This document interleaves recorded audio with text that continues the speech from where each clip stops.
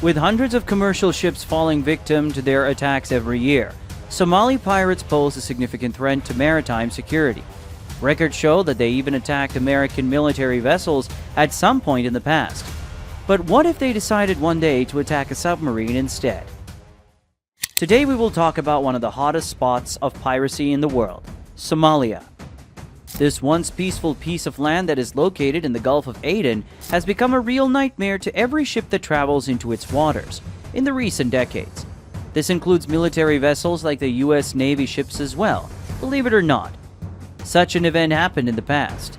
On the 1st of April 2010, for example, USS Nicholas, which is a guided missile frigate of the United States Navy, came under fire from Somali pirates while deployed in the waters off East Africa near the coast of Kenya and Somalia, conducting anti-piracy operations.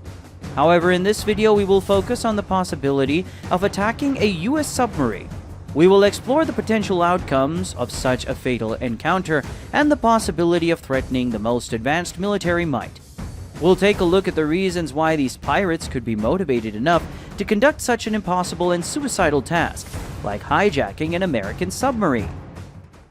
Before talking about Somali pirates' attacks, let's take an in-depth tour and learn the reasons behind these criminal actions. Because let's face it, how on earth can someone decide to launch an assault against the submarines of the strongest navy in the world? The truth is that pirates are rampant off the coast of Somalia and have become a real threat to any ship or simple foreign boat that sails there, even if it is a military one.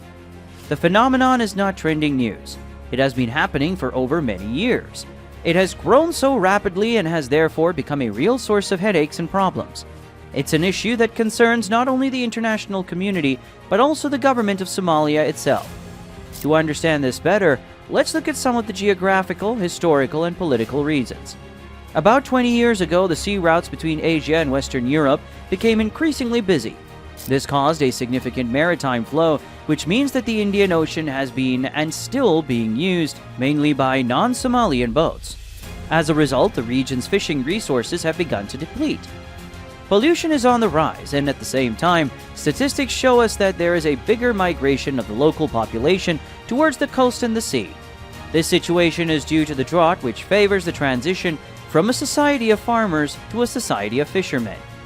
Adding salt to injury, Mohammed Siad Barre's dictatorship collapsed in 1991, and Somalia's civil war raged, allowing warlords and criminals to come to the forefront. This situation is made possible by the absence of the state and the chaos that reigns in this African country. Pirates as we know them today appear in this moment of disorder and become more powerful and more numerous. Regular average people of this nation are becoming discouraged and diminished by that situation, so they themselves are starting to become pirates as well. This problem got much worse in 2005, following the huge tsunami disaster in 2004 that wrecked the Somali coast. Because of this destruction, it's hard for aid to get to Somalia, so pirates started to attack foreign boats more often to survive. In the Puntland region of the country, pirates have a bigger influence because the government doesn't control this area. The Somali government can't enforce international laws in the sea, so people can easily sell fishing permits illegally to fishermen from other countries like Yemen, China, and India. The Somali pirates were originally fishermen who lived under a dictatorship and went through a civil war. Now they make hijacking deals with foreign boats and ships near their shores. These pirates say they're fighting back against ships that take their resources and pollute their waters. Because of drought on land, they have to rely more on fishing, which is getting harder because of these other ships. One tricky thing is that these pirates look a lot like regular fishermen, so it's hard to tell them apart. They use similar clothes and boats.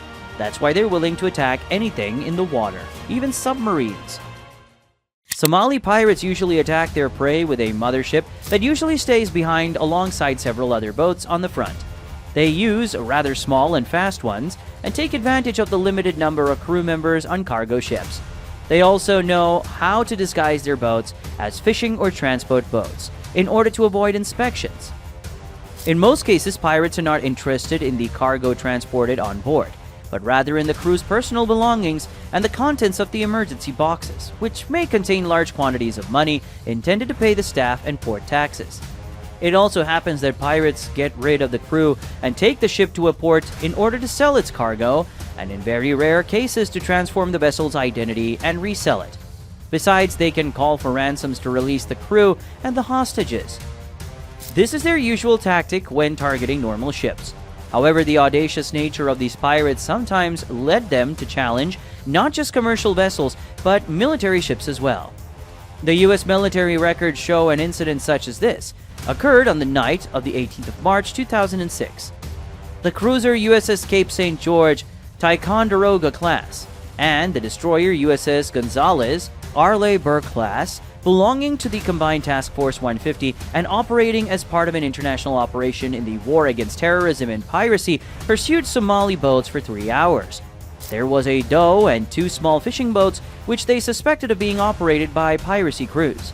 At 5 a.m., having joined the suspicious ships 25 miles from the Somali coast in international waters, the American warships prepared to inspect them, and for this purpose the USS Gonzales launched a boat with armed Marine soldiers on board.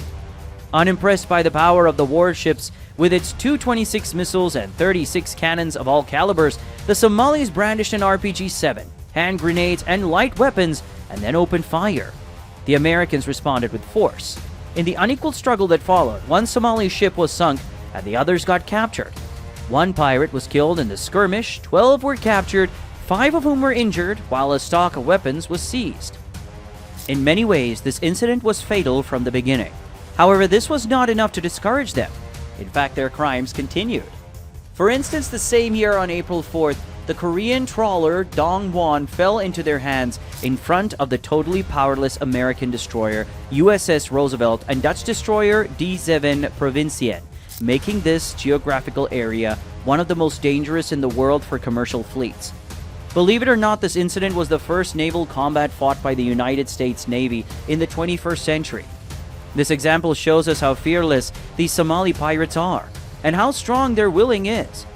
With their skiffs and classic methods like we saw, they are ready to attack anything that moves on the surface at any time. Like we explained earlier, desperate poverty combined with a dramatic criminal environment fueled the Somalis' desire to capture military vessels. Even with primitive arms and old boats, they don't think twice to take the risk. Such is their recklessness. To be honest with you, there isn't any historical record that shows any incident against a military submarine in the Gulf of Aden, where Somali pirates operate. Nevertheless, that doesn't mean that a submarine of any size, shape, or form is immune to such attacks. Something like this can indeed happen at any time. Let's see how. Since the start of the Cold War, submersibles have been an essential part of the USA's naval fleet. These warships can launch a variety of weapons, including cruise missiles, torpedoes, and mines, allowing them to attack on surface and underwater targets. The use of submarines is varied. They can be used for reconnaissance, surveillance, intelligence gathering, nuclear deterrence, underwater scientific research, or even seabed exploration missions. Military submarines are also equipped with advanced weapon systems, such as missiles, torpedoes, and mines, which enable them to carry out strategic and tactical operations. To ensure this deterrence, ballistic missile submarines carry enough nuclear weapons to annihilate dozens of major cities like Paris or Tokyo in just a few minutes. Therefore, a bunch of boatmen armed with a collection of AK-47s and machetes should not by any means be a threat to these technologically advanced war machines, right? In fact, we all know that a submarine, as its name suggests, is designed to move underwater. It is equipped with propulsion systems, usually electric motors and batteries, which allow it to operate silently. To dive and emerge, it uses ballast, which control its buoyancy. For crew breathing and engine operation, the submarine also can be equipped with an oxygen production system and an air regeneration device. The pressurization of the cabin makes it possible to maintain breathable atmospheric conditions inside, even at great depths.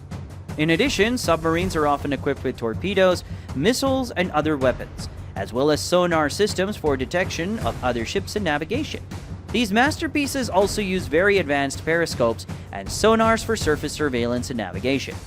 Their extremely complex design allows them to operate anonymously for long periods underwater, providing crucial surveillance and defense capabilities. Like we said earlier, they are built for the only intention to operate underwater and remain practically invisible to surface threats like pirate vessels. Modern submarines can stay submerged for relatively extended durations and always prioritize minimizing their acoustic signature through advanced propulsion sound dampening materials and careful functioning. Now, I know when we say it like that, it all seems to be obvious that Somali pirates don't stand a chance. But in order to understand the strength of modern US submarines, let's take a look at the Ohio-class nuclear ballistic missile submarine, as they are on the top of the rank when it comes to military equipment. Silent as well as precise, Ohio submarines are also extremely durable. You can count 18 machines with 14 of them equipped with nuclear weapons that allow the United States to be ready to strike if necessary. It was during the 1970s that the US Navy launched this range of submarines, as part of the fifth series of missile subs, measuring 170 meters long and weighing 18,750 tons when submerged. The Ohio was then the largest submarine ever built by the United States. To operate at full capacity, it requires around 15 officers and around 140 crew members. And if, in its official description, it is specified that it can reach a depth of 800 feet, 244 meters, it would in fact be capable of descending to more than 1,500 feet, 457 meters. It only takes a single SHG nuclear reactor from General Electric connected to two steam turbines to provide more than 60,000 horsepower to each device.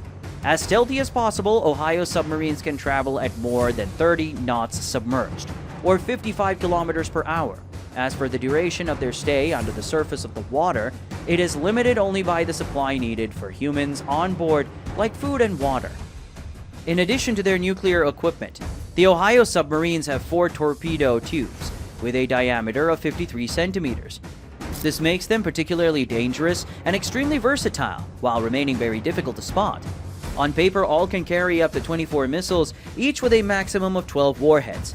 This therefore represented a potential total of 432 missiles and 5,184 nuclear missiles. The success of the Ohio class never fades. These submarines are reliable and solid as a rock. No major incident has ever been deployed in half a century of existence, and the US Navy wants this to remain the case until 2031, the year in which they should begin to be replaced by 12 Columbia-class submarines. We mentioned this example to assure you that this technology makes attack exceptionally difficult for pirates who typically lack sophisticated battle systems. Conversely, submarines possess superior defending systems, allowing them to detect potential threats like pirate vessels long before becoming a target themselves. Even though a submarine should be somehow detected, it retains significant tactical advantages over the pirates' aggression. In fact, they can leverage their underwater maneuverability to change depth, speed, and direction more effectively than surface vessels, making pursuit extremely difficult. Moreover, submarines also operate at depths that make the light weapons carried by pirates ineffective. Pirates understand the overwhelming force that modern naval vessels possess and are deterred by the mere possibility that an unidentified submarine could be a military asset. Historical incidents such as the decisive defeat of pirates attempting to engage the USS Cape St. George and the USS Gonzales, like we saw earlier, only reinforce this deterrence. Pirates seek vulnerable commercial ships for ransom and profit, and a submarine offers none of these while also carrying a high risk of speedy and devastating response. This makes it a strategically unwise target as well as a fatal decision. Somali pirates are not that silly. They know very well that capturing a naval submarine and its crew would offer little in terms of ransom or bargaining returns. Keep in mind that they are, after all, sea business tycoons backed by warlords and criminal networks that dominate the Gulf of Aden and the Indian Ocean.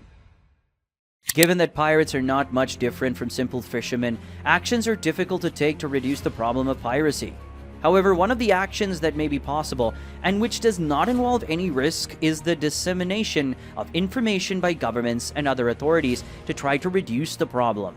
You probably heard about several United Nations Security Council resolutions that have been adopted regarding acts of piracy. In particular, they authorize naval powers to monitor the Somali coast, including the US Navy, of course. An international patrol has become very active, and private security companies are increasingly called upon to defend ships traveling near Somalia. Weapons are not an effective means of combating pirates, as they are armed and can respond in the event of an attack on them by a foreign vessel, including subs. The action that would be most effective is to start stopping pirates by land rather than sea, because the latter know the sea and always strike fast and by surprise, which cannot give opposing ships time to prepare for defense. Submarines can fulfill this aim by gathering information and ensuring surveillance. You may notice recently that the phenomenon of piracy at sea, especially in this region, is giving rise to private security companies, which play an increasingly important role.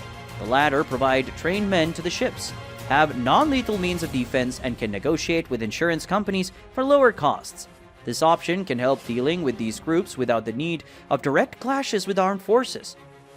The Security Council resolutions have had benefits, as the overall number of pirate lootings is seen to be declining. However, the scope for eradicating these pirates is far too broad.